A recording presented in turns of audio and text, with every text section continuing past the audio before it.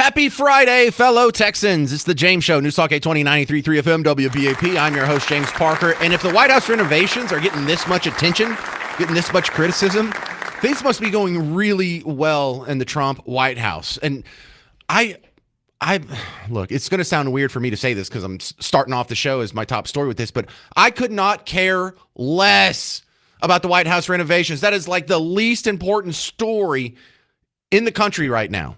Among the least important. What Mike Traina had for lunch is a more important story than the White House renovations, damn it. You've got to be kidding me.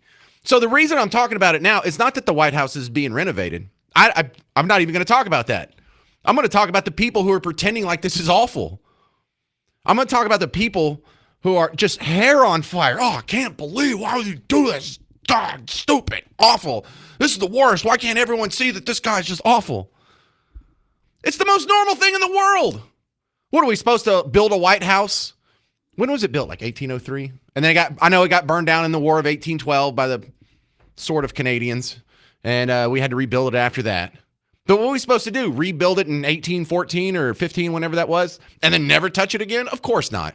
And so you've seen presidents over and over and over do things to the White House and put their little touches on it. And, like they'll change it one day. This room will be converted into a swimming pool for JFK. Well, then it'll be converted to the media room 2 presidents later. Nixon can put in a bowling alley in the basement. You can have Harry Truman tear down the actual White House, the residence, tore off. Look, and that's one of the big misleading uses of the English language in this reporting. They're talking about Donald Trump's tearing down the White House. No, he's tearing down the East Wing of the White House because they want you to think tearing down the White House. When you picture the White House, that's that thing that's on the back of your, what is it, $5 bill?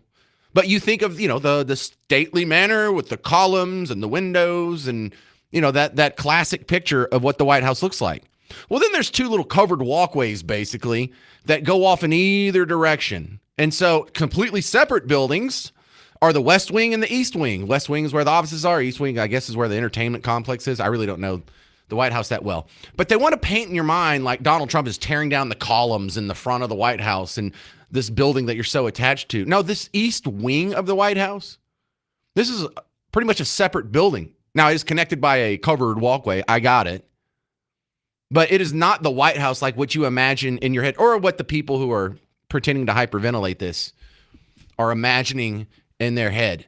And if you want to know how ridiculous it got, I didn't realize this when I watched it. I watched the press conference with Carolyn Leavitt, the White House spokesperson, yesterday.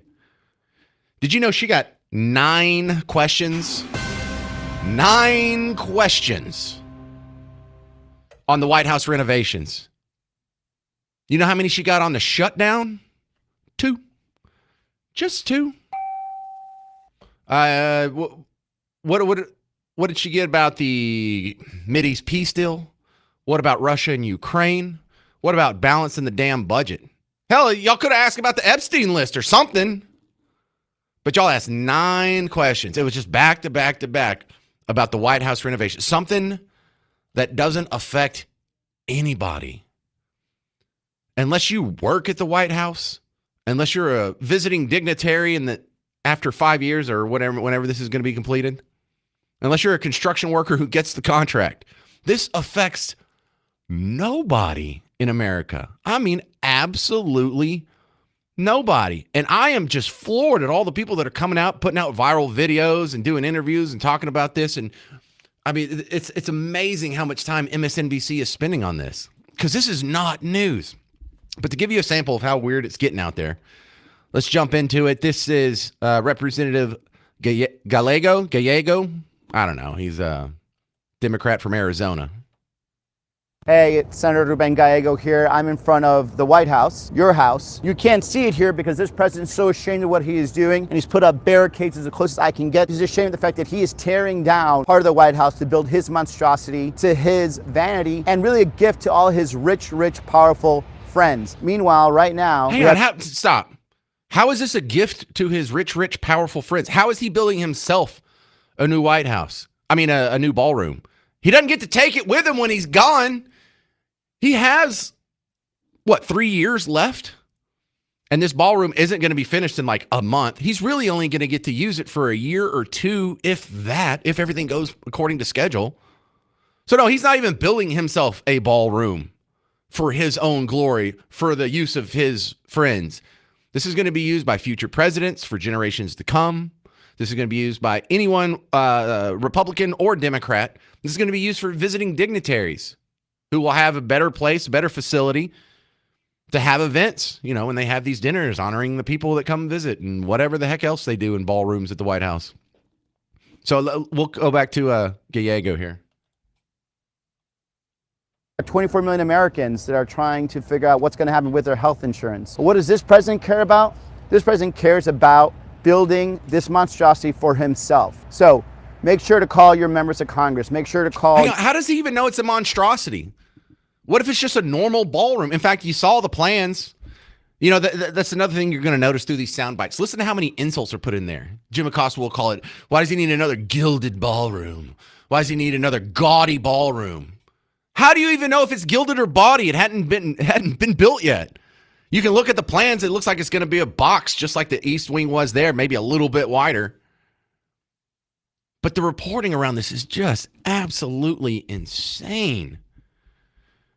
Hang on, we'll finish with Gallego real quick. Your senators and remind them that number one, this is your house. You have a right to see what's happening in your house and that you don't approve of their demolition. And number two, to solve the problem, open the government and let's make sure that healthcare premiums are affordable for Americans every day. The speaker or the minority leader in the House of Representatives, Hakeem Jeffries, says he's going to launch an investigation behind the financing of this renovation in the East Wing. What the heck for? What do you expect to find? So you'll hear that next and more just hyperventilating over the biggest non-story. And I think this is important because remember, the MO of the mainstream legacy old school media that just absolutely hates Trump is they go look at the news that happened today. Which one makes Trump look the worst? That's their headline. This is what you got? Things must be going really good. 800-288-9227. I'm James Parker on News Talk 820, 93.3 FM, WBAP.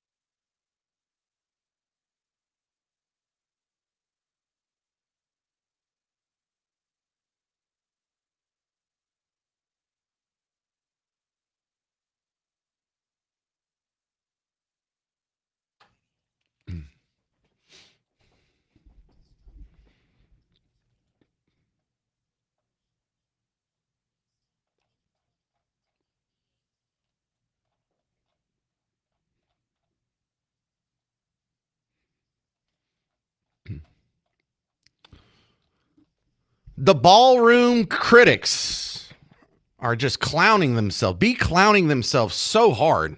I'm James Parker. It's the James Show, News Talk 820, 93.3 FM, WBAP. I mean, how is this even a news story beyond like a one line, hey, look, they're doing renovations on the White House. Okay, cool. Now let's talk about the important things going on. Let's talk about the Gaza ceasefire. Let's talk about the Ukraine-Russia negotiations. Let's talk about the tariff issues we're having with China. Let's talk about how inflation came in under expected today. Or let's talk about the job market's doing, or the stock market's around all-time highs. And it kind of dawns on you, oh, goodness. They're talking about this because this is the worst thing they have on them. But listen to how crazy they're going over this. This is Hakeem Jeffries, the minority leader in the House of Representatives, and he's going to get to the bottom of this scandal. Any executive authority. And more likely, this is part of what Donald Trump has been doing since day one of his presidency, running the largest pay-to-play scheme in the history of the country, and probably soliciting donations from people who've got business before the United States government. All right, so look, you know how he said probably in there? So he doesn't know. And he's just saying, this could be the biggest pay-for-play scandal ever. Pay for what play? Why would somebody do that? That doesn't make any sense. Why would Donald Trump or any president say, all right, we're going to build a new ballroom. We're going to get some rich people to donate to it. And in exchange, I'll give them favorable government contracts. Why? They wouldn't do that. There's no incentive for the corrupt president, if there is one. Like, that doesn't benefit him at all. That doesn't make sense. So even if you get to the bottom of this mystery, what's the worst case scenario? Some guys donated money to the ballroom and they got favorable contracts. That's the worst case scenario? Okay. So, well, at least we got some of that money back. But it makes no sense that there would be a quid pro quo. Donald Trump's like, ooh, I'll give you these favorable government contracts if you donate money to this project that isn't going to enrich me or help me or do anything positive in my entire life or for my family or for my children. It's not going to get a bunch of money to my kids and I'm going to get 10% for the big guy. It's a bold statement to say this biggest pay-for-play scheme we've ever seen. Really? What was Burisma? What was Hunter Biden's laptop? That was big. Anyway, I'll let him continue. And all of this is going to have to be investigated. It will. All of this will have to be uncovered. It will. And these people are going to be held accountable, no matter how long it takes. How dare you donate money to a public works project? How dare you donate millions of your own hard-earned dollars selflessly so the people's house can have a better ballroom? Yeah, what a bunch of evil people. That's going to be the reality of the situation, and that's our warning to all of these people participating in this scheming to manipulate taxpayer dollars and, of course, to destroy the people's house. The White House belongs to the American people. It doesn't belong to Donald Trump. Okay, so how would there be a pay-for-play scandal if the money isn't going to Donald Trump or Donald Trump's property or Donald Trump's bank account? It's going to the people's house. Okay, here's Jim Acosta. He was on CNN during Trump's first term. You remember that? He would sit in the front row of the press corps and just give him hell every press conference. Man, this morning he did some sort of streaming show where he is just so upset about this. What are you talking about? So he's just saying Donald Trump's tearing the S out of the White House. And look, he says other bad words in here that I don't bleep. They're all FCC compliant. Usually I bleep them just to be, super careful about people who are sensitive about such things. But this is Jim Acosta. Donald Trump says that he's got all of these private donors who are going to come in and pay for all of this stuff. I mean, first of all, the White House doesn't belong to the corporations of this country. The White House belongs to us.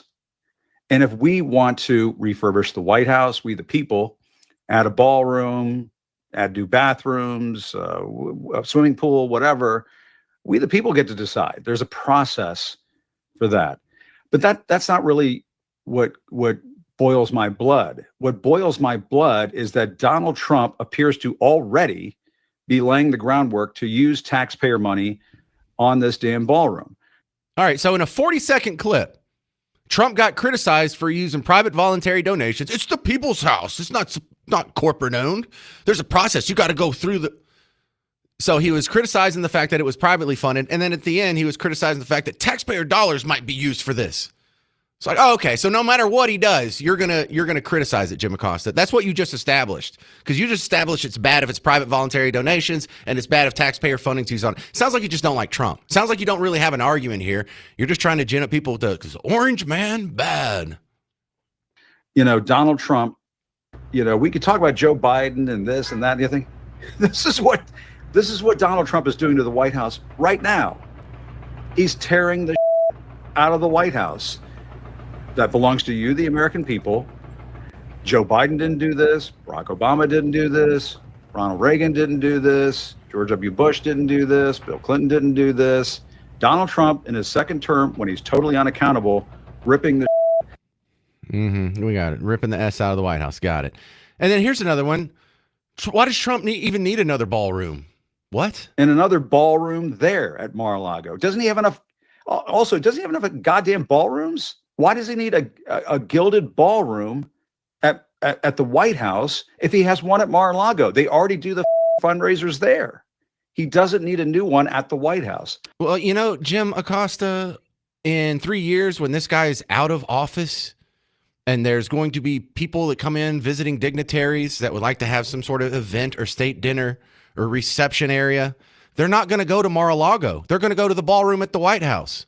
So this isn't for Trump. This is for the people. Got to take another break. Crap. All right. Well, I got a lot more sound bites on this one. Jim Acosta went out and did some man on the street. He interviewed a lady on the street that's sitting in front or standing on the sidewalk in front of where they're renovating the East Wing. And she's just apoplectic as well. And over what? Are you bothered one bit by the ballroom renovations or the funding or the financing or any of it? 800-288-9227. More on this rabbit hole coming up on The James Show. News Talk 820, 93.3 FM, WBAP.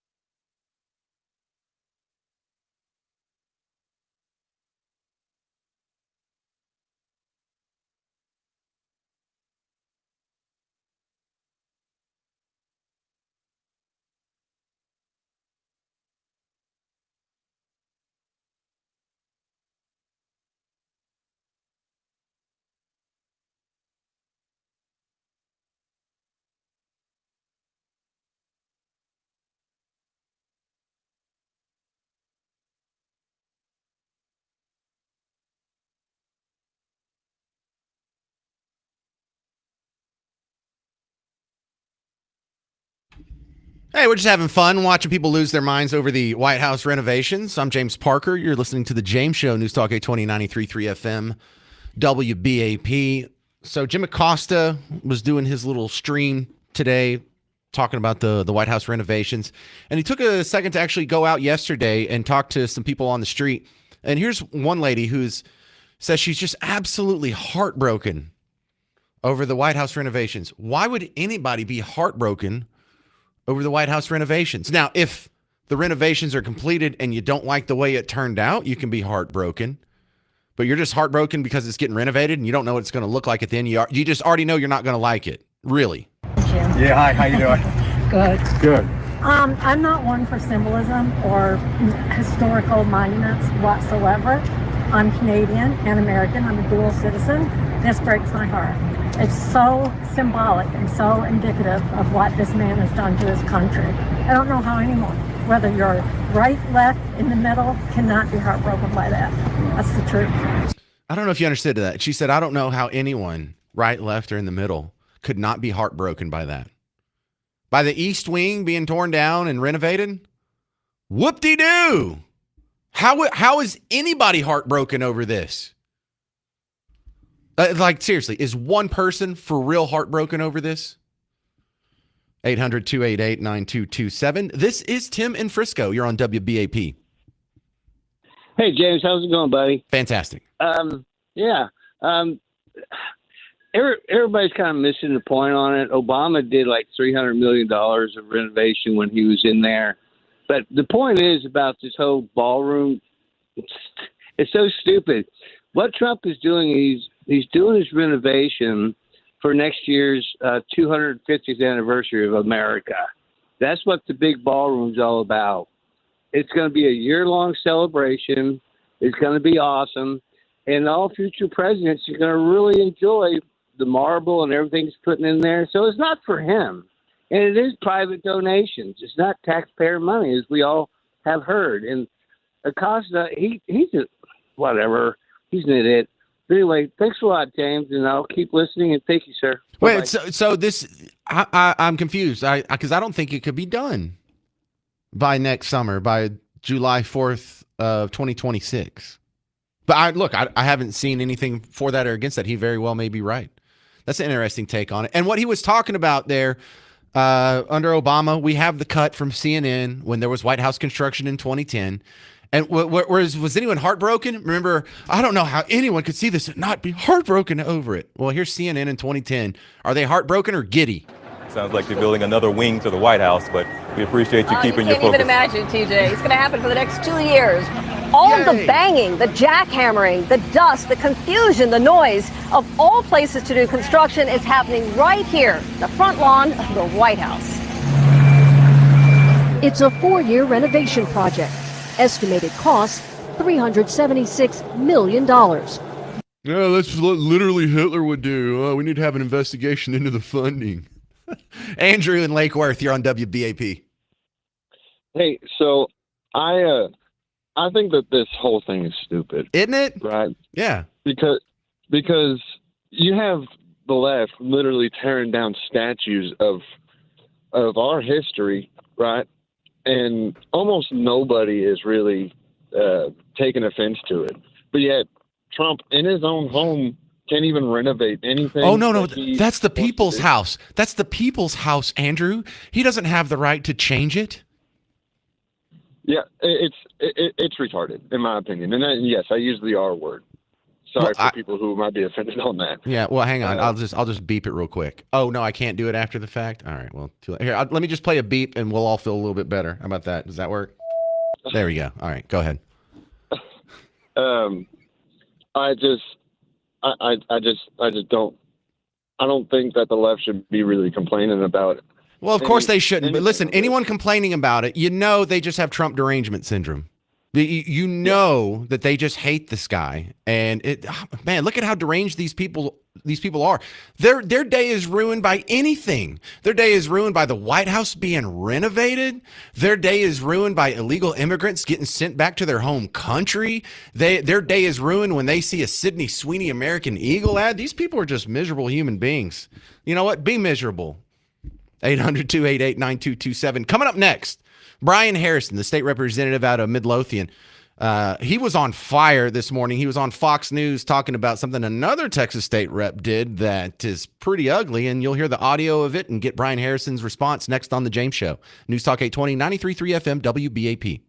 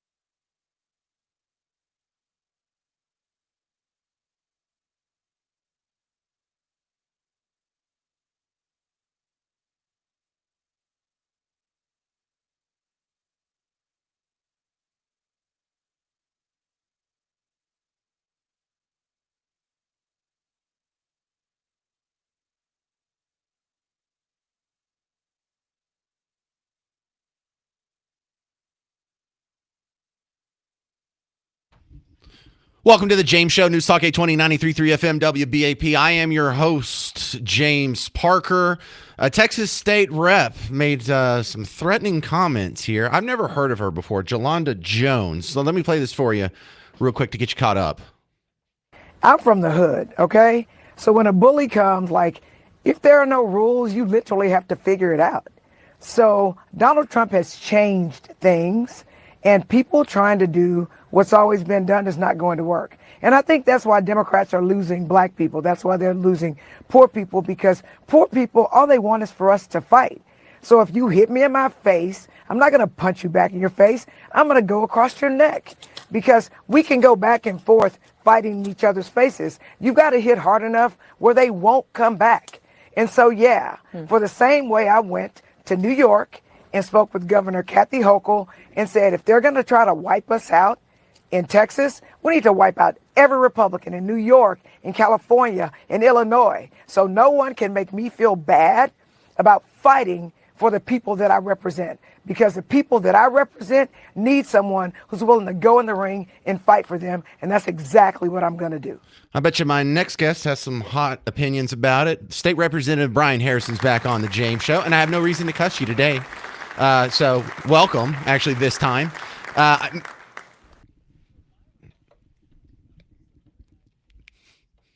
Well, and the studio audience usually greets you with boos. They're like, oh, it's freaking Harrison again. Going to give us terrible news about the state legislature. No, I saw you this morning on Fox News, the big one, and you were on fire about this comment, because this is one of your colleagues in the State House of Representatives, and she's in the middle of trying to make the big leap career-wise into being a congressman in D.C. instead of just Austin. And what are we going to do about this, State Rep Brian Harrison?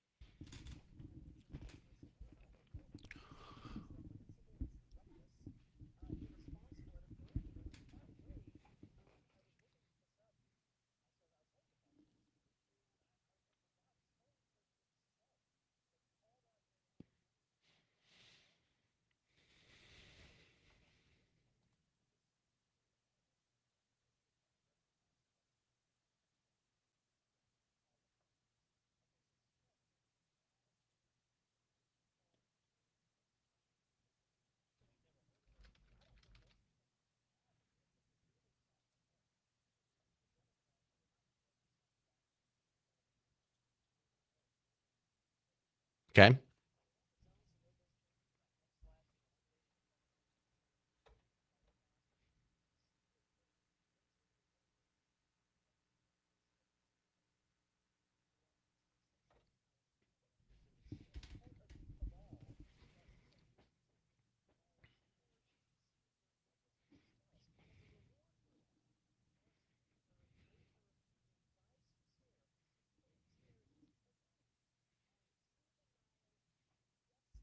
Great.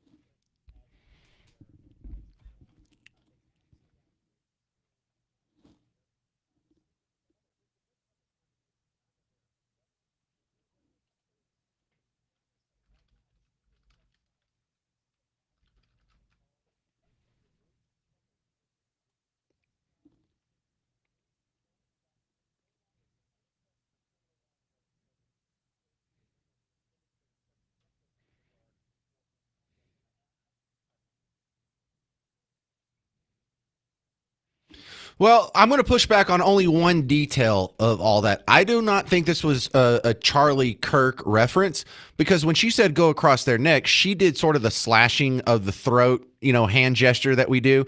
And so she wasn't talking about the assassination of Charlie Kirk in September. She's just talking about slitting the throats of other Republicans now. So that's way better, isn't it?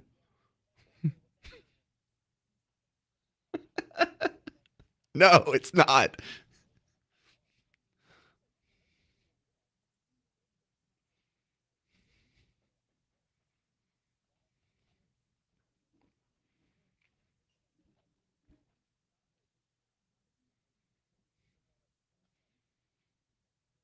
They didn't even lose their parking spot. Yeah.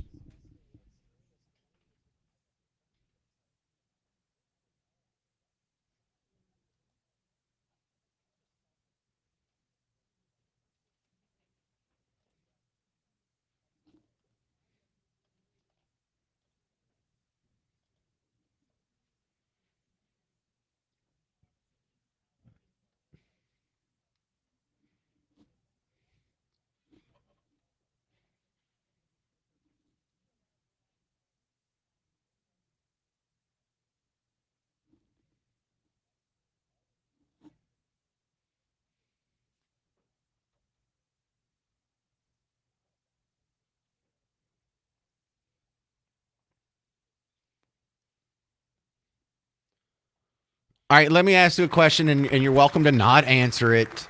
What's next for Brian Harrison? Are you going to try and do what Jolanda Jones is doing and go from the state house to D.C., or are you trying to squeeze your way into the governor's race? Like, do you have the next plans?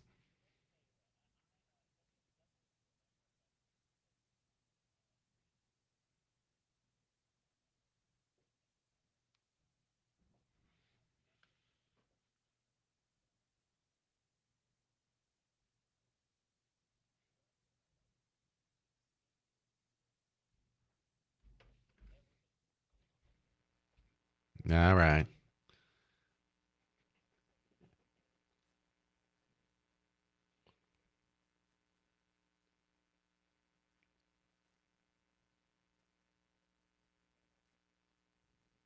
It was worth asking. Thank you very much again, Brian, State Rep Brian Harrison out of Midlothian. I appreciate your time, sir. Coming up next, so there is the big EBT crash out of 2025 that's going to happen if the cards aren't refilled in November. And there's also a growing backlash to it. Now, I'll play you some of the backlash audio next on The James Show. News Talk 820, 93.3 FM, WBAP.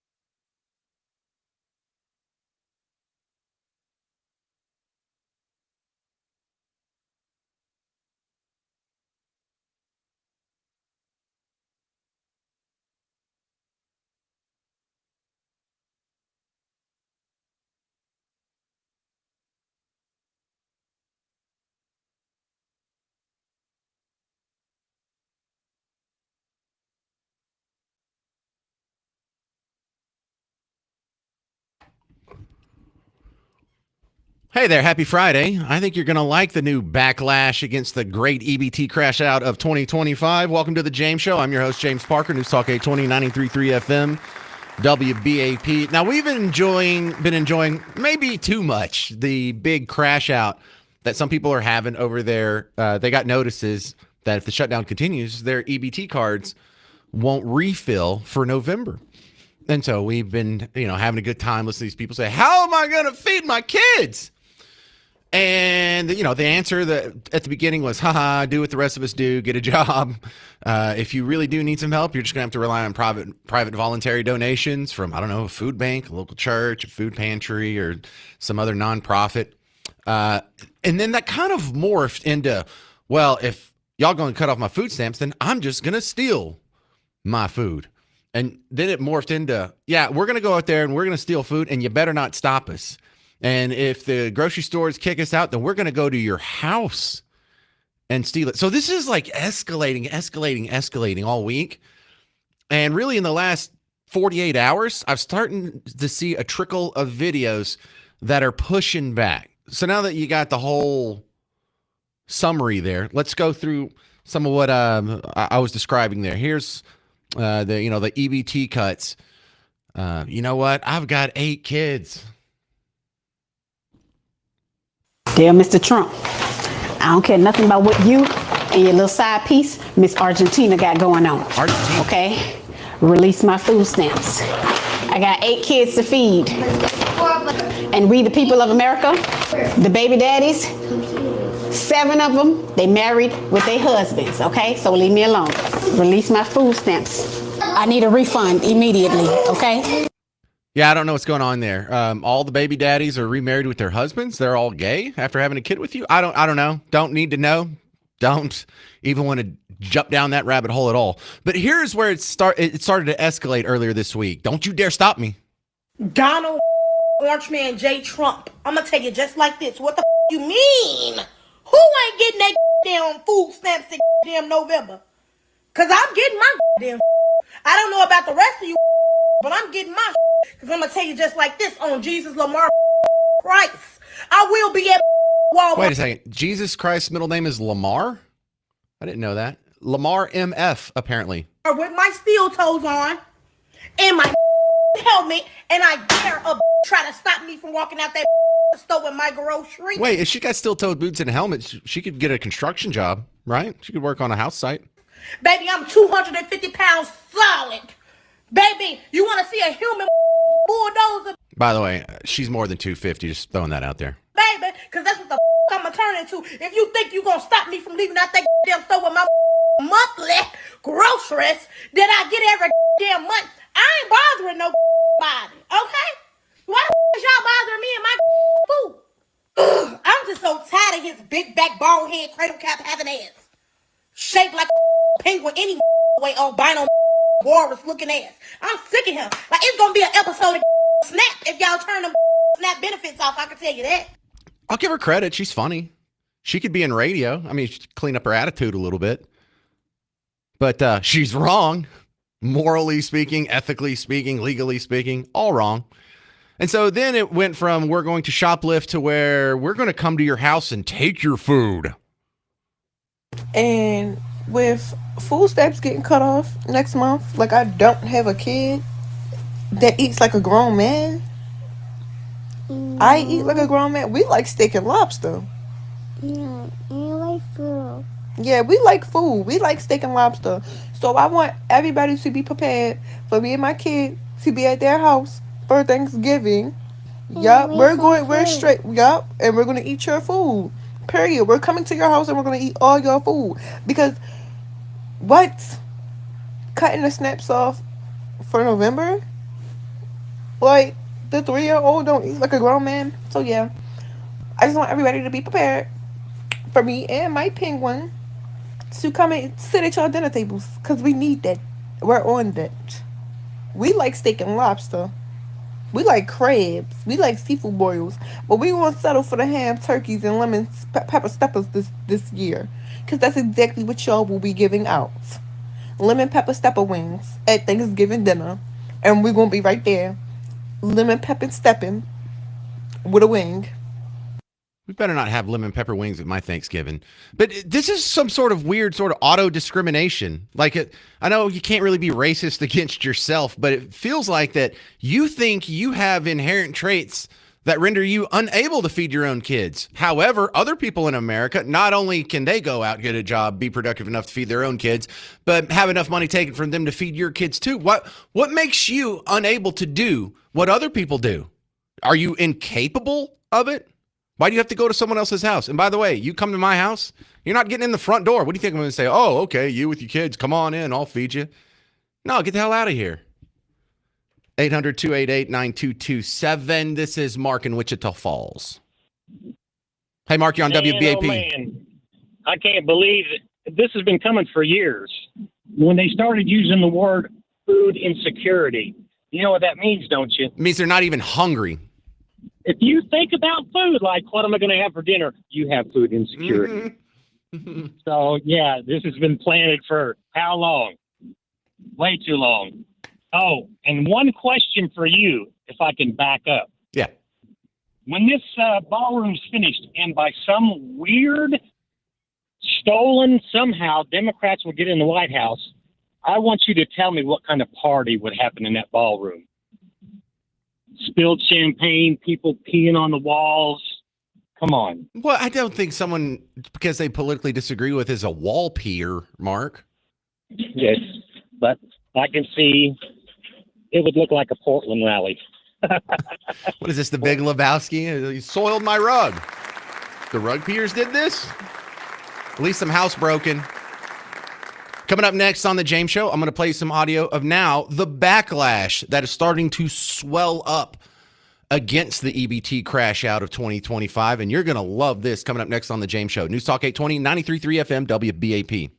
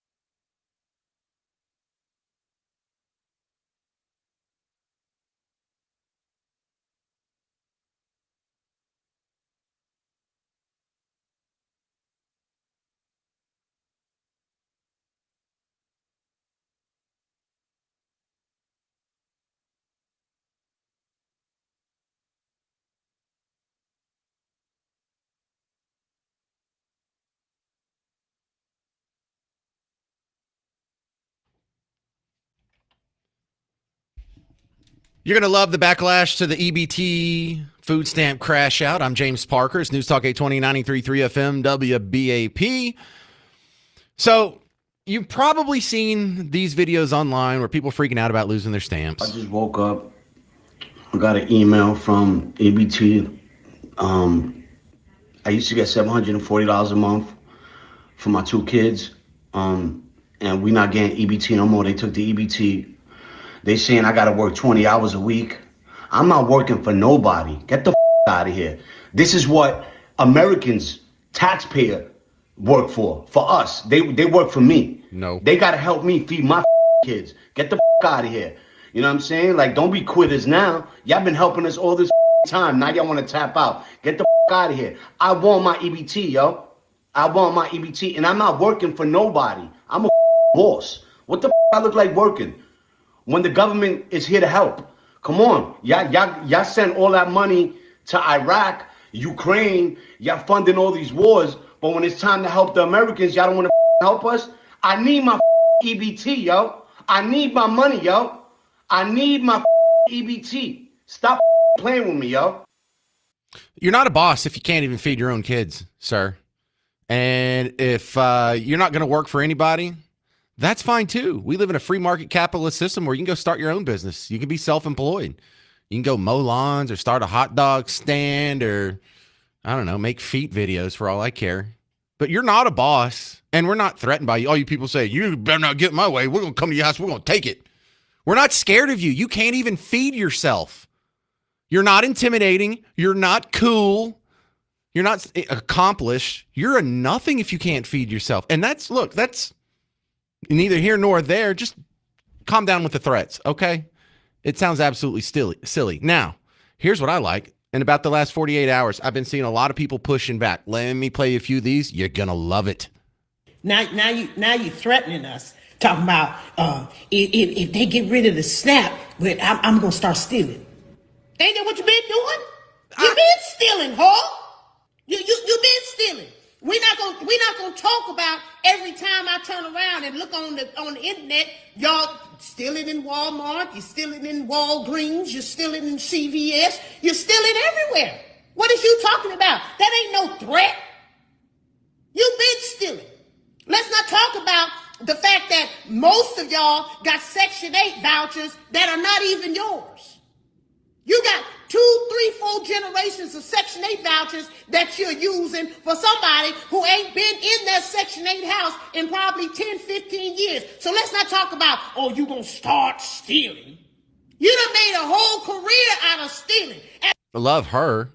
Is Section 8 corruption really that bad? I really don't know that much about it. I know 0 people getting Section 8 vouchers right now. I have a couple of friends that have rental properties, and some of their tenants are Section 8, so I know what it looks like from his point of view. But yeah, you know, I thought she was going to say you've been stealing like food stamps are this entire time. Money that is taken from your neighbors by force and given to you. It's stealing by proxy. It's using the government to do it for you. Here's some more backlash. You're going to love it. You got people all over the internet talking about if they don't get their food. I just played that one. Hang on. Everybody mad. Trump about to cut off 2 million people off of food stamps. Y'all rushing to the food stamp office trying to figure it out. But you wasn't trying to figure it out when you was out here living your best life, going to concerts, getting your outfits done, getting your nails done, getting your hair done, but you got a full refrigerator full of government groceries. You literally you don't know what to do now. Time has frozen. Food stamps has parked. The ignition don't work. So that means you need to clock the out of Section 8 and clock the in the 9 to 5 real quick. I love Praise the Lord. Love that attitude. Love that guy. You know, socialism has just crippled these people. You've taken the society beforehand where adults, as long as you weren't disabled, not only were you expected to be able to take care of yourself, you just did, and it was normal, and no one even noticed. But now we have an entire class of millions of people who are freaking out at the idea of having to actually provide for themselves. Isn't that wild? What we have here isn't even fully functioning sentient adults. We have eternal adolescents as wards of the state. My favorite backlash video thus far, I'm sure I'll find a better one in the next day or two, is this cop. Now, the cop only says something at the very beginning, or does he even? Yeah. And then there's gaps in here where he puts his face and he's looking like a very sarcastic face and he puts a caption on there. I'll just read the captions for you because how funny does this sound to you and me? No. How funny does this sound to a cop? Yeah, watch this and let me know what you think. So if you're at the grocery store and you see someone trying to survive, turn the around. I can't turn around. That's my job. And if you work in a grocery store, you are still going to get paid that hourly wage, whether somebody takes that food or not. Mind your business. Enforcing the law is my business. If you ever see anyone borrowing food from the grocery store, just stay in your lane. This is my lane. Mind your own business. This is my business. It's not your concern. It absolutely is my concern. My kids have not eaten in 5 days. It is the taxpayer's responsibility to take care of my kids. No, it's not. This is Russell and Pecos. I'm enjoying this too much. You're on WBAP. James, I'm enjoying it as well. Man, what a show for a Friday. I know. Isn't it great to watch all these people just be hit upside the head with what? Adulthood, basically? Well, listen, I called kind of for a PSA for you and for all those people that need some money for Thanksgiving. There is no less than 300 jobs available in Pecos, Texas right now. There is no less than 1,000 jobs available in Midland, Odessa right now.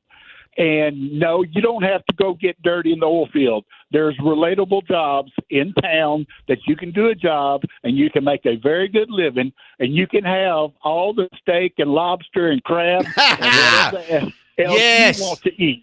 Well, Russell, I feel like I believe in these people more than they do. Like I hear these people, it's like, no, you can take care of yourself. You're an adult. You're in the richest country the world's ever known. You can take care of your kids. We all do, or most of us do it. I've got 4 kids. It's tough. It's not easy. It's easier to just get taxpayer money, but you can do it. And for that lady and whoever else, my crew of 10 men and I, we will be out here Thanksgiving weekend and Christmas weekend working to produce oil and gas so that you can drive to grandmother's house and have a good meal and enjoy life. We will have ribeyes. We're not going to have crab or lobster. That's we can't spend that kind of money. We're on a budget, and we can buy some steak. All right. And that's what we're going to have. Great call. That's Russell and Pecos. 800-288-9227. The great food stamp crash out of 2025 continues next on The James Show. News Talk 820, 93.3 FM, WBAP.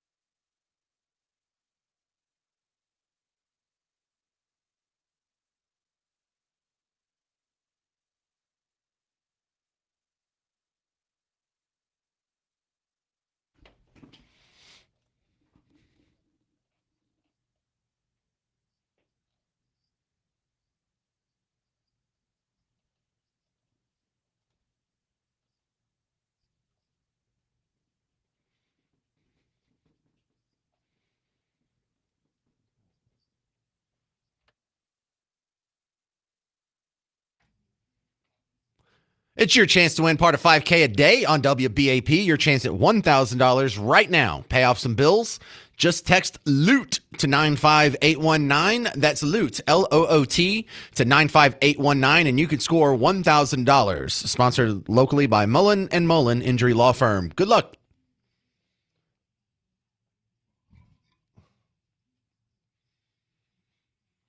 It's time for Garrett's World on the James Show. News Talk 820, 93.3 FM, WBAP. I am your host, James Parker. Look, I think I'm gonna spend the last segment of this show just reading emails and Facebook messages on the two big topics that I started off the show with. Number one, the backlash to the food stamp crash out of 2025 and all the threats that are coming with that, and the White House renovations. I just spent the entire break reading your emails and Facebook messages, and I think one was on X as well.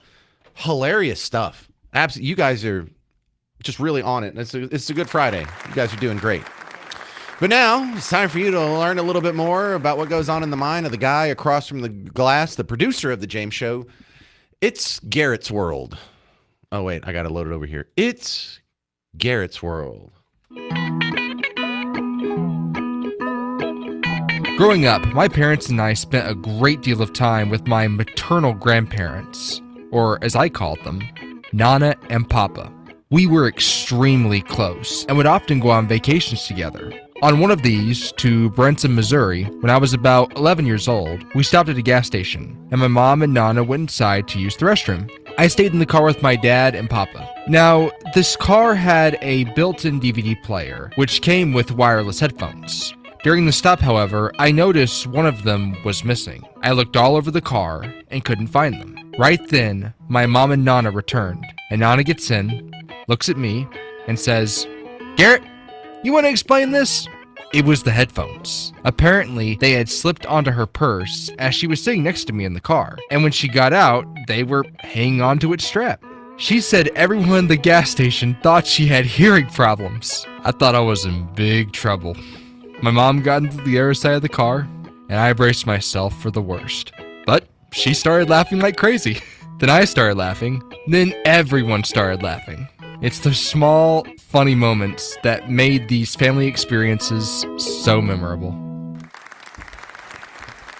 Why would you get in trouble for that? What does that even mean?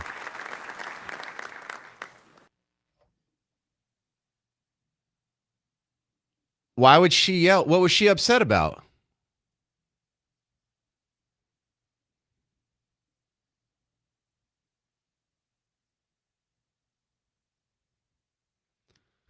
Garrett, how long ago did this happen? You remember a trifling little story about missing headphones when you were 11?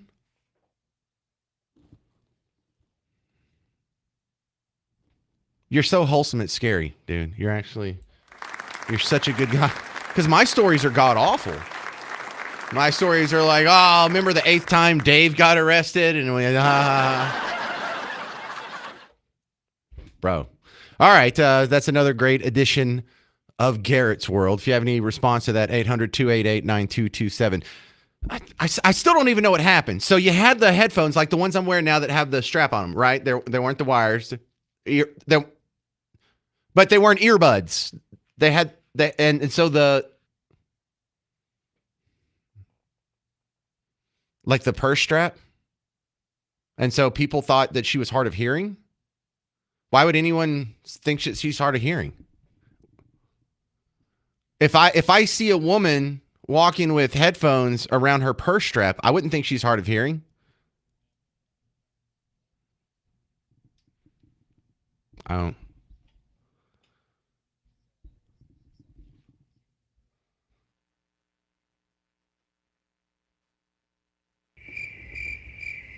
I got nothing. 800-288-9227. 800-288-9227. If you can explain that one to me. Coming up on the James Show, I'm going to go just slightly into this issue that we have with the NBA gambling scandal that popped up yesterday. 800-288-9227. I really don't think it's that big of a deal, but I'm interested in the motivation of the Justice Department, and we'll talk about that next on the James Show. News Talk 820, 93.3 FM, WBAP.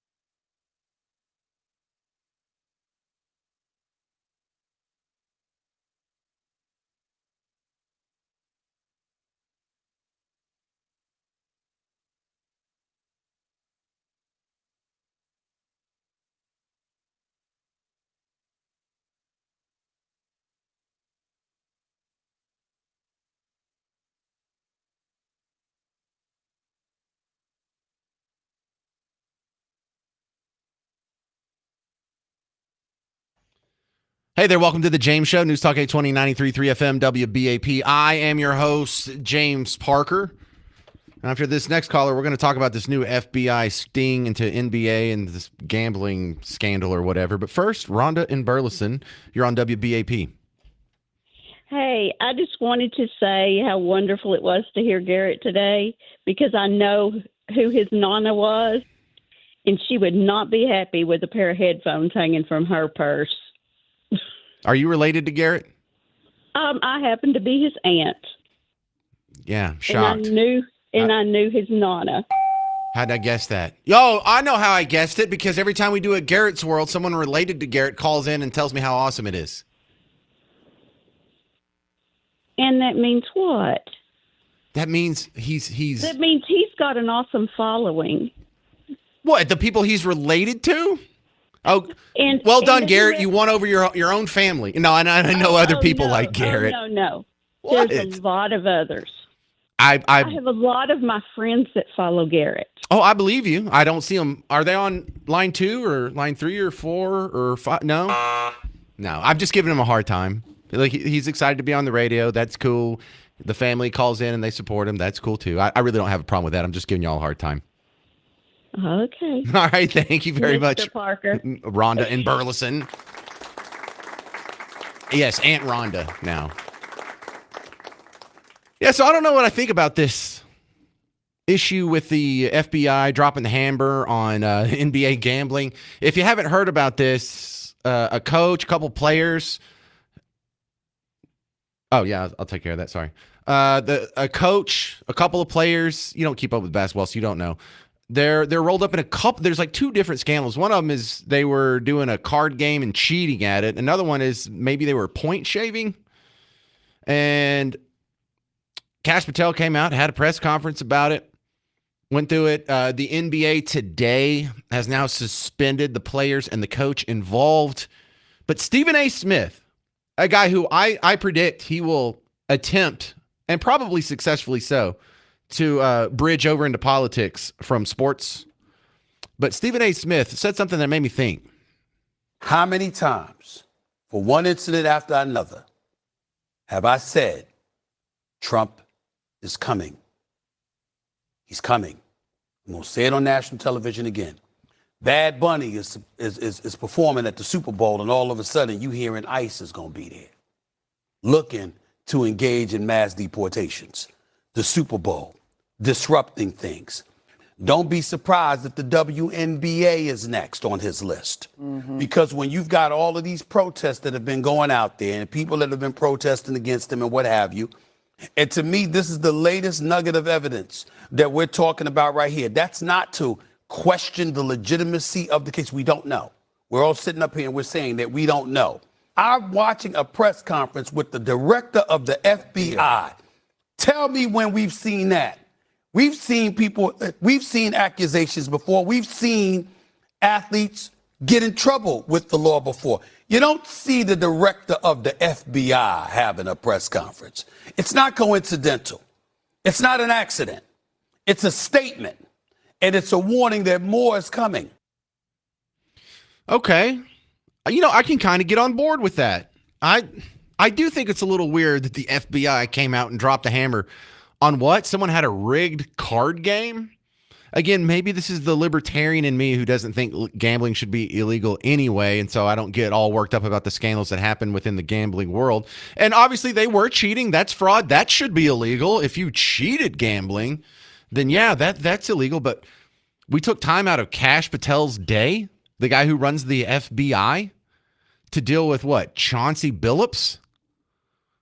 Chauncey Billups is the coach in trouble. Man, that does seem a little weird. And is more coming?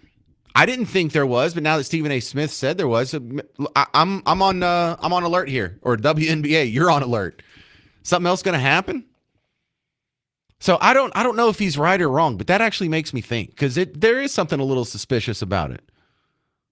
Because again, all crime is crime, and it should all be dealt with, and no one should escape justice if we have to. But can we get the Epstein list? When are we getting that? Is someone going to get rolled up in that? Is someone going to get finally charged and sent to prison for falsifying the FISA court documents that led to the Russia collusion hoax and all that investigation? Is someone going to get investigated and sent to prison for putting the pipe bombs outside of the DNC headquarters on January 6th? You know, there's a whole lot of cases that are going unsolved right now that I would prefer for the top brass of the FBI to be focused on rather than, a shooting guard for the Miami Heat screwing over some people in a poker game? Something else is going on. I think he's right. I don't know what it is. If you know what it is, you can send me an email, parker@wbap.com, or you can call in or whatever, but something's going on. I don't know what. I don't know. But remember I said this when the next shoe drops. 800-288-9227, 800-288-9227. Coming up next on The James Show, if you didn't already think PBS was hot garbage, wait until you hear them openly supporting a terrorist in prison for murder to be the next leader of Palestine. I'm James Parker. It's News Talk 820, 93.3 FM, WBAP.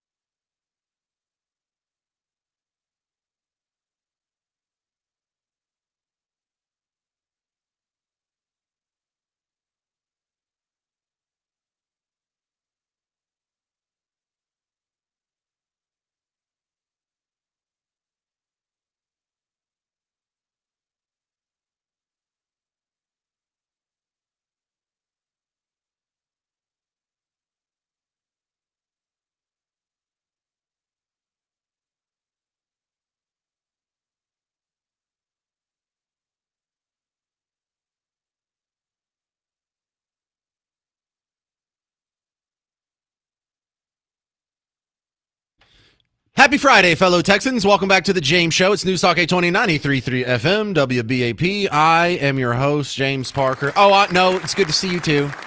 Good to see you too.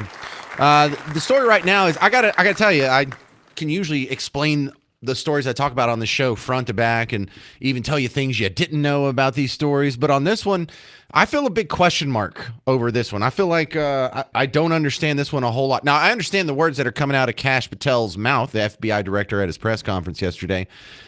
But where is this coming from? And why is this being handled by the top brass? Here was just 40 seconds of Kash Patel. Individuals such as Chauncey Billups, Damon Jones, and Terry Rozier were taken into custody today. Former, current NBA players and coaches. What you don't know is that this is an illegal gambling operation and sports rigging operation that spanned the course of years. The FBI led a coordinated takedown across 11 states to arrest over 30 individuals today responsible for this case, which is very much ongoing. Not only did we crack into the fraud that these perpetrators committed on the grand stage of the NBA, but we also entered and executed a system of justice against La Casa Nostra to include the Bonanno, Gambino, Genovese, and Lucchese crime families. Individuals such— All right, so it starts repeating there.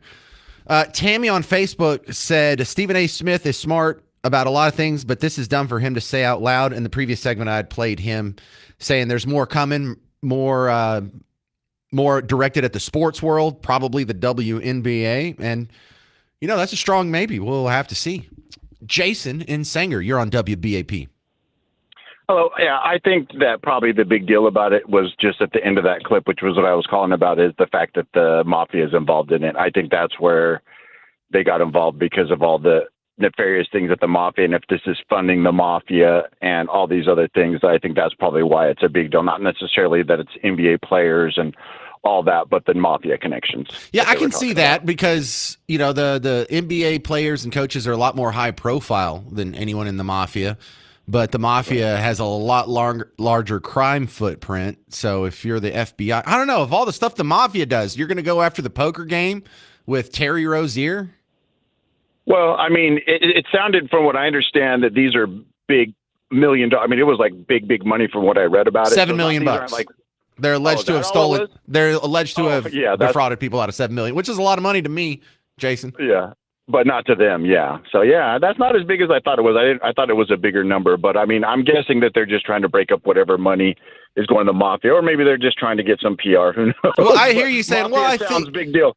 Right. Yeah. I hear you, Jason. I hear you saying, well, I think, and we'll probably, and blah, blah, blah. It feels like you feel like there's going to be some more information coming out about this too. I think so. I hope so. Okay, great. Good call. Thank you, Jason and Sanger. This is Matt in Arlington. You're on WBAP. Hey, Matt. Hey, good afternoon, James. Stephen A. is a bright guy, but I think he's out of over his pay grade on this one. And he even said it a little bit himself, that things are still yet to be found out. But what makes this big enough for Kash Patel to be out there is the fact that this covers 11 states, that it covers 34 people at all different levels of sports, and a head coach, and 4 crime families in New York. When have we had a sports scandal like that ever? I don't know. I guess the closest analog I can remember is that NBA ref that was getting paid. Do you remember that fella? Yeah, I do remember that. That's the closest analog I've got. And respectfully, I don't have any better. That's not close. So that illustrates scope to me. But the more subtle thing about this is, I believe the NBA is next. By getting in front of this and tying it to Trump, Stephen can have somebody else to pin the rest of the bad news on when it shows up. And politically, that plays well for Stephen. But I want to see the truth come out, and I do believe the WNBA is next. I think, you know, he's a crafty guy. You make all good points, and I have nothing to argue. I'm just going to add to that. I would say, you know, the NFL is probably the most political animal out of any of the leagues. They're the ones who put the political messaging in their end zones. They're the ones that had the players kneeling. They're the ones that do the second national anthem. All right. Look, I don't have answers for this. So that was all good, Matt in Arlington. Let's do Pat in Burleson. You're on WBAP. I agree with the last two callers, and I'm just going to piggyback on that. Okay. Yes, it's a big deal, but I think when Patel said it's what you don't know, it's what we don't know yet, because this was a message to organized crime. Organized crime under the Biden administration has gotten huge and out of control. You look at retail organized crime, it's running retailers. They're closing their stores. Big retailers are taking huge losses. That's another reason we're absorbing the cost of that. Wait, what's retail organized crime? Okay, it's all your organized groups behind pulling up in front of retailers and loading the cars with all the $2,000 purses, and they're running out with millions of dollars of merchandise. And it's organized retail crime. It's you've got all your retail organizations organizing to try to fight it, and they've got no help because, hey, it's not even a crime if you steal less than $1,000. So they're using kids to do this. Now in this one, I think the WNBA players are the suckers in this. It's the crime families, but they're breaking knees. They're threatening lives of their families. It's a big deal when you get behind organized crime. It's not a nice thing. So I think the bigger message that they're trying to send is organized crime, be on the lookout. We're coming for you. Organized crime. Yeah, that makes a lot of sense. Pat and Burleson, that makes a lot of sense. It's all about the families, huh? The crime families. All right. Yeah. All right, I can buy that. That helps clear it up a little bit. Does anyone, and I hate to throw out, I know some of you get sick of me doing my stupid libertarian nonsense all the time, but in this one, what would these families do? The Bonanno family, the Gambino family, the Genovese family, the Lucchese crime family, what would they do if we ended the drug war and we ended vice crimes and we legalized gambling and we legalized prostitution? Like, what would their job even be? Stolen goods? What would be left? Seriously, if you want to crush the Bonanno family, Gambino, Genovese, Lucchese crime families, you can take away most of their income right now just by going through. And I say it's a libertarian approach to statecraft. It's really what the founding fathers instituted. The founding fathers weren't anti-gambling. They didn't put in drug laws. They didn't put in prostitution laws. Prostitution, drugs, gambling. That was something that was in pretty much every major saloon or tiny saloon in every tiny town in the Wild West, according to the movies we watched. It was the most normal thing in the world. You take all of that, you make it illegal, you're handing it over to the crime families, and that's where these crime families come from. That's where they make all their money. So it's just like when we're bombing the boats in the Caribbean that are coming from cartels. You want to put the cartels out of business? Legalize drugs. You want those boats will stop running like that. You won't have to blow them out of the water anymore. I don't know. I know you're not ready for that conversation yet. I just like to throw it out there and maybe plant a seed. So one day you'll think, man, maybe Parker's not crazy after all. 800-288-9227, 800-288-9227. Coming up next, you'll hear PBS shilling for a terrorist on The James Show. News Talk 820, 93.3 FM, WBAP.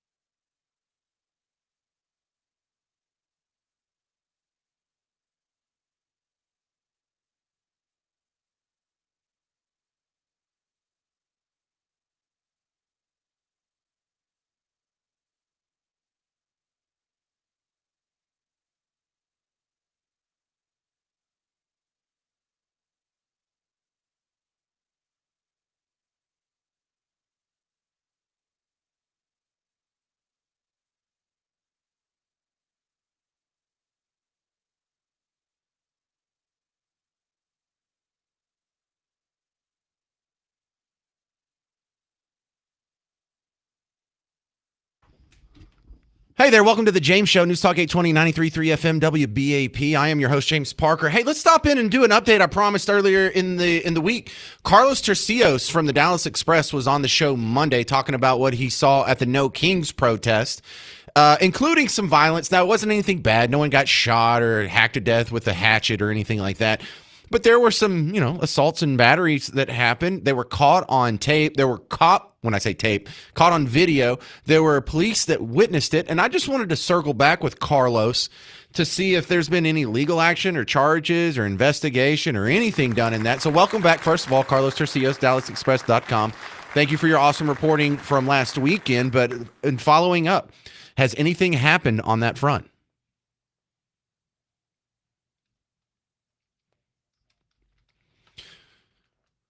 So, I mean, it looked like from the videos I saw, because you were hanging out, I mean, y'all weren't necessarily together, but y'all were both at the No Kings protest with Alex Stein, and he had a security guy with him, and there was a girl and another guy with him. So what all did you actually witness with your own eyes that you would think counts as assault or battery?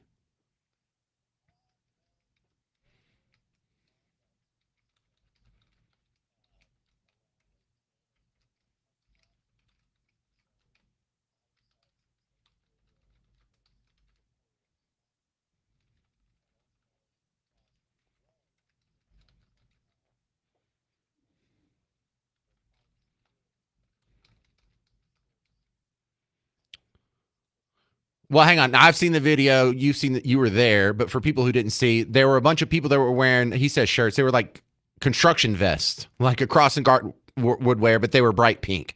And so these were the people that seemed to be the organizers and the folks in charge. And anyway, go ahead. So they intervened?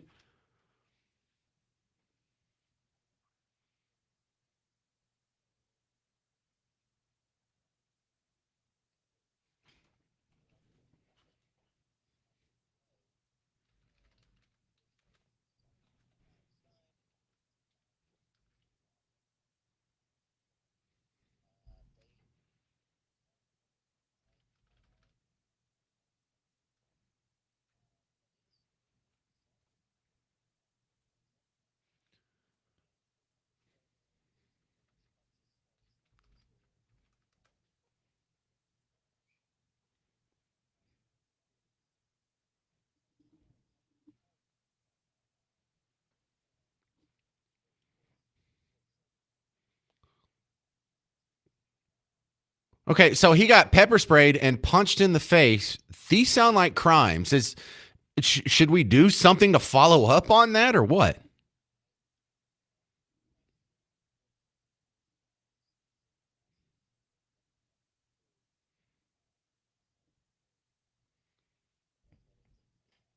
Hey, is there any lawyers that can do something about this? Because I have no legal training. I don't know what your background is, but shouldn't somebody be able to go to the cops and say, we would like to press charges on this? We have it on video. We have witnesses.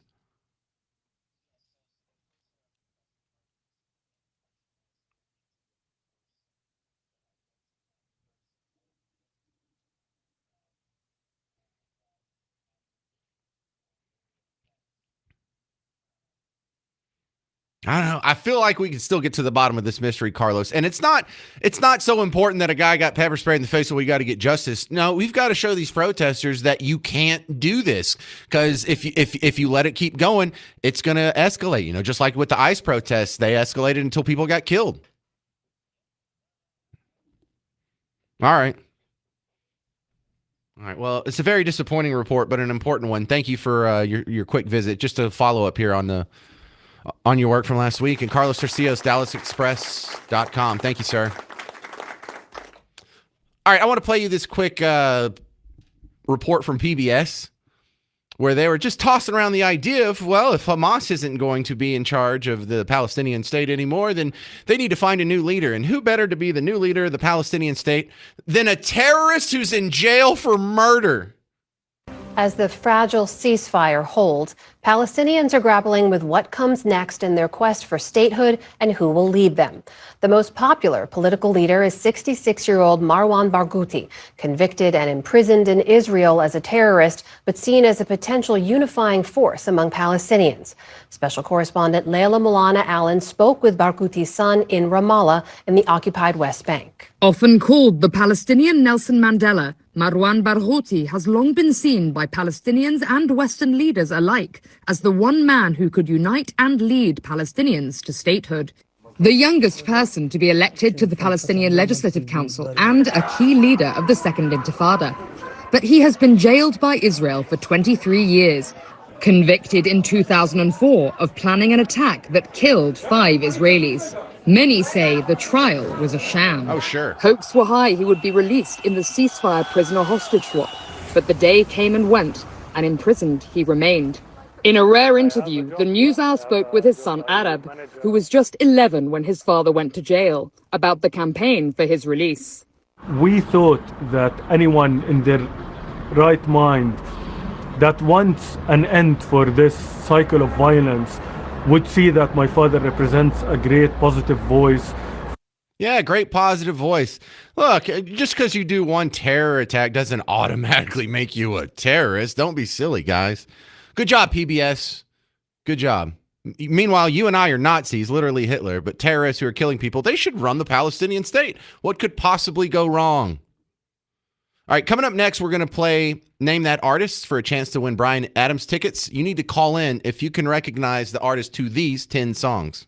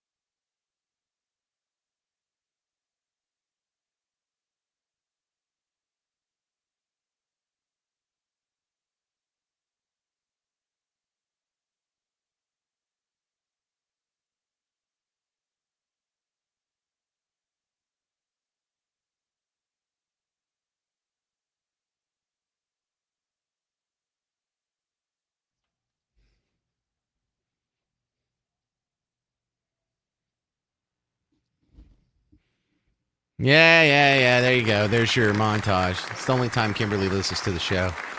If you want to try and win tickets to see Bryan Adams and you know some of those 10 artists, whoever can name the most of them, you're going to win next. Call in 800-288-9227. And for the rest of you, I'll give you the answers to name that artist next on The James Show. News Talk 820, 93.3 FM, WBAP.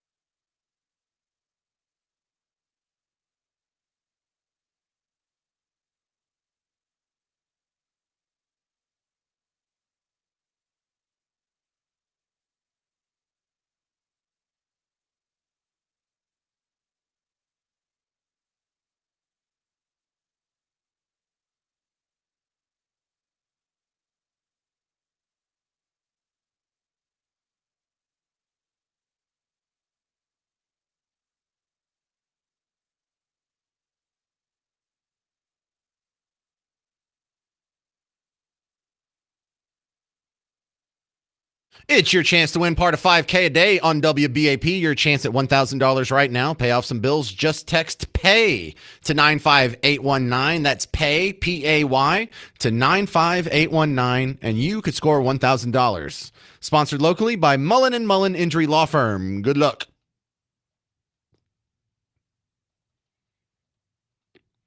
Happy Friday. Welcome to the James Show. News Talk 820, 93.3 FM, WBAP. We're in the middle of Name That Artist.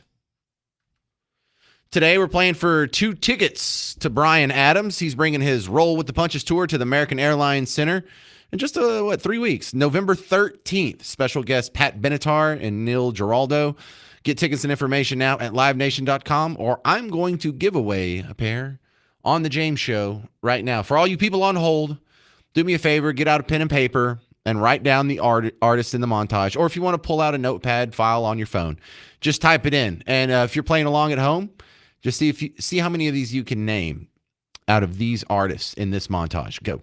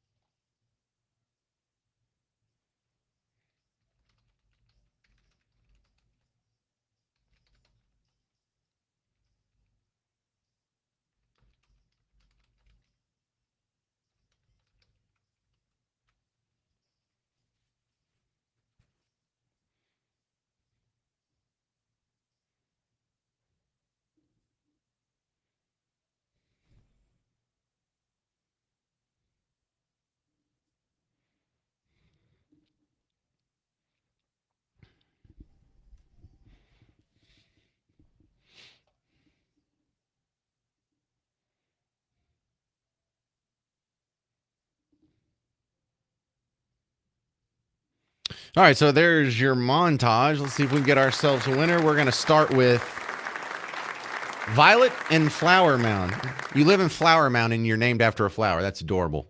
You ready for Name That Artist?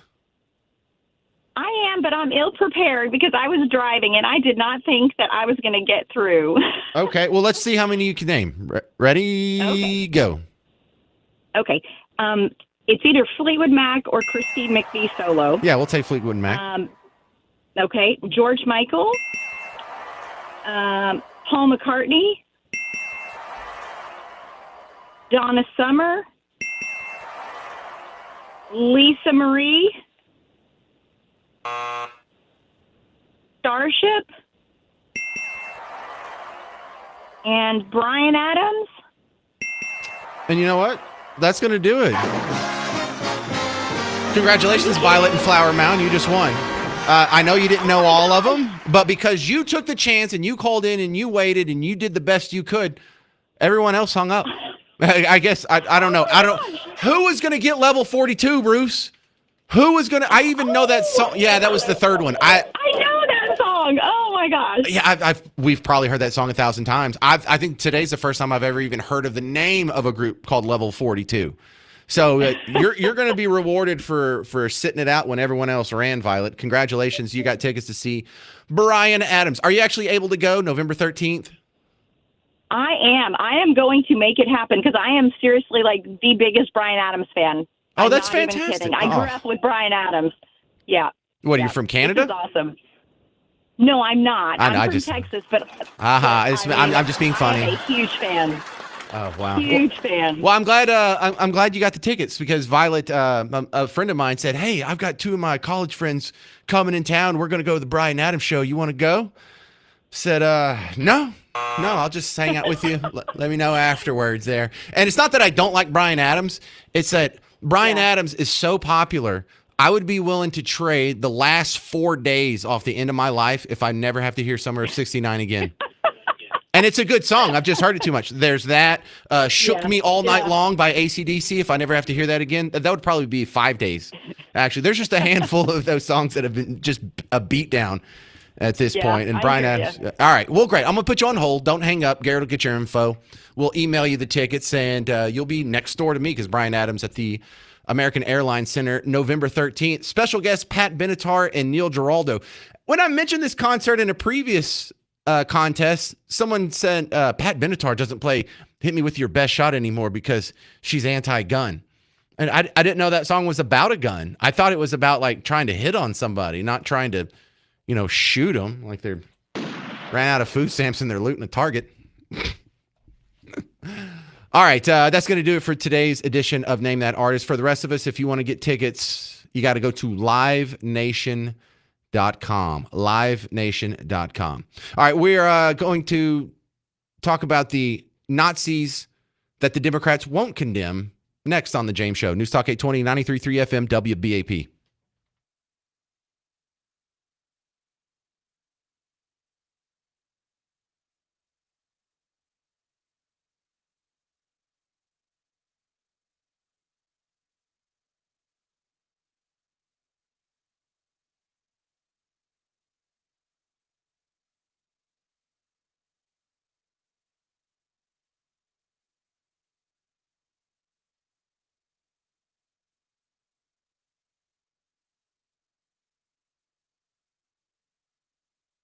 Hey, sports fans, James Parker here for the Prize Picks app. Now, I'm a football guy, and I do like other sports, but I am not so confident in my knowledge of other sports that I'm willing to put these people in my lineup. But you can take this sports expertise, this knowledge, your love of the game, take that and turn it into some real money with America's #1 daily fantasy sports app, Prize Picks. I've already got my lineup set for this weekend when the Cowboys are going to be taking on the Denver Broncos, and I just picked more on the statistics for the Denver running back. Some guy named Dobbins, never heard of him before, but this has been a good year to be a running back against the Cowboys defense, that's for sure. So that's all you do. You make a lineup of 2 to 6 players. You look at a statistic, you pick more or less on it. That's it. Then you watch your games, then you high five your spouse when it's done because you just won some money.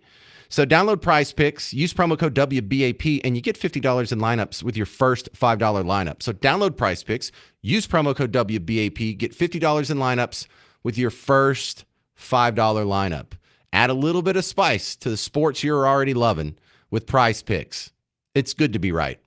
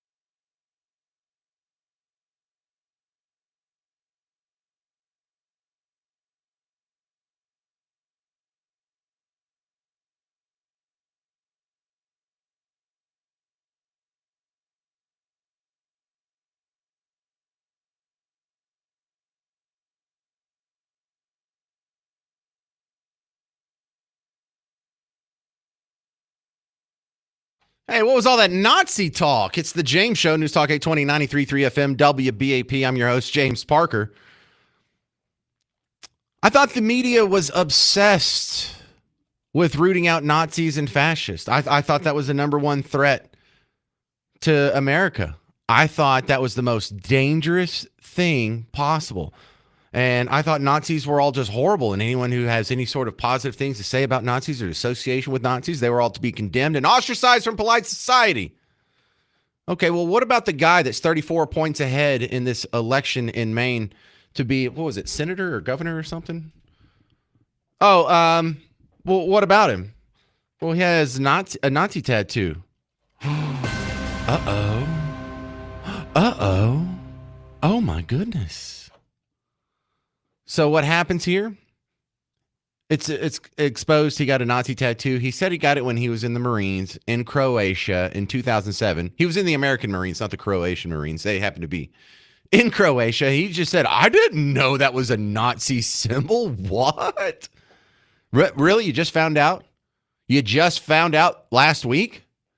That's weird. You've had this thing on your body for almost 20 years and you didn't look it up before you permanently put it on your body, and you haven't looked it up since. No one's pointed it out since. You haven't been in a situation where you're at the lake or at the pool or somewhere else and someone sees your tattoo because it's on his chest, and someone else sees your tattoo and goes, hey, buddy, did you know that's a Nazi symbol? Really? I don't believe you. Now, he's fixed it, though. He's fixed it. It got covered up this week, so, that means he's not a Nazi anymore. The fun part that you'll enjoy is when people are brought up in the media and asked about it. You're not going to hear a whole lot of this because, it hurts the narrative here. But Sarah Jacobs was asked about it. She's a congresswoman from California, and she refused to condemn the Nazi tattoos. Check this out. But you think he should leave the race? Look, I don't know. The honest answer is I'm not in Maine.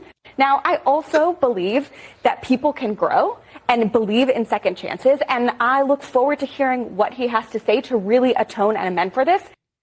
Yeah, he just says, no, that's not what I believe. And now I've covered it up, because it goes against my core beliefs. Something you tattooed on your chest goes against your core beliefs. I don't believe you. Now, I do have like a little bit of soft spot in my heart for people who can change and can be different people 20 years later. There's a lot of people who get tattoos of things that they regret later as well. But you think they would give Donald Trump that level of leeway? Do you think they would give you that level of leeway? You think they would give anybody on Team Red that level of grace? And think about this. You and I and a big chunk of America are all held accountable for the horrible things that people that look like us did, our community did, back in the 1800s. But this guy's not accountable for a tattoo he got in 2007? Sure, that makes a lot of sense. I thought Nazis were the scariest thing in the world. Oh, no, he's a reformed Nazi. Yeah, that's the ticket. So, I guess that's what they did with the Democrat Party. Democrats ran around doing slavery and Jim Crow and segregation and the KKK and Trail of Tears and basically every human atrocity in American history, opposing women's suffrage.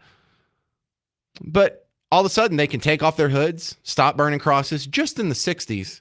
And now all these people are like, yeah, I'm a Democrat. It's great. It's fantastic. Okay, well, what about that kind of ugly part of history that's even more recent than the swastika and the Nazis? Remember, burning crosses happened after the Nazis were out of power, after Nazis were even a thing. So why are we scared of them but not Democrats? Why are they universally condemned but not the American version of bigotry and the party that supported it? Huh. That's so weird. It's almost like they're not really against bigotry. They're just exploiting the suffering that the Democrat Party caused for political convenience. All right, I got one more funny one here, and this is kind of along the same line. There's a little protester who was out protesting against ICE. I think this was in California. And while he's getting arrested, it's a short little white guy, kind of looks like Danny DeVito. He calls one of the ICE agents the N-word. Check this out. It's bleeped, obviously, but There's nothing in my socks, dumbass. My feet are too small. Who do you think I'm gonna put in there? God, you guys are dumb. What? Hey, what? Talk to me. Talk to me. Talk to me. Oh, excuse me? Talk to me inward is what he said. Now, how do you get away with that? I thought that was another thing that's universally condemned. Anytime racism pops up, especially from a white person, it gets universal condemnation. That's so strange. Now check this out. Let's go to the local newspaper, the Oregonian, Oregon Live, and let's see if there's any racial slurs mentioned when this guy gets arrested. Let's see. Here it is. Oh no, wait. It didn't even get mentioned in the arrest. It says he is heard using a racial slur. Could you be more specific? Did he call an ICE agent a cracker? Is that what it was? Man, you get so much grace if you're on Team Blue. You can be a Nazi. You can be a white guy calling a black guy the N-word to his face while you're getting arrested for a crime. No condemnation, no riots, no protests. Sydney Sweeney ad. Now that's the battle scene from Braveheart. That's oh my goodness. Can you believe they're tolerant of racism? Can you believe this woman with blonde hair and blue eyes is wearing denim and hearkening back to, shut up. No one believes you. All right, that's going to about do it for the James Show. Thank you very much for hanging out this week. In the meantime, over the weekend, if you need more James Show action before Monday at 2 o'clock, there's always the podcast. So go check that out, WBAP.com, the WBAP app. I also encourage you to follow us on social media. We have a lot of good stuff that we put up on Facebook and YouTube and all the other platforms. So go find us out there as well. Stick around. Mark Levin's coming up next. I'm James Parker. This has been The James Show on News Talk 820 and 93.3 FM WBAP.